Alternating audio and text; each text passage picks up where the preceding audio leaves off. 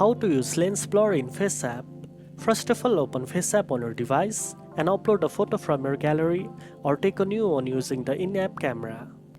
Once the photo is ready, go to the bottom toolbar and tap on the blur option. In this section, you will find various blur styles that work just like lens blur. These includes standard, bokeh, hexagon, pix, motion, zoom, and box. To create a lens blur effect, try using the bokeh style. It's designed to replicate the soft focus seen in professional DSLR lenses. You can also experiment with hexagon or zoom for a more dynamic background blur. After selecting a blur style, adjust the intensity using the slider.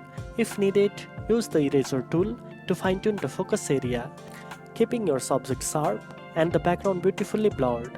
Once you are satisfied with your result, tap apply and then save or share your final image directly from FaceApp.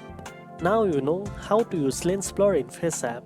If you found this video helpful, don't forget to like, share and subscribe for more editing tips.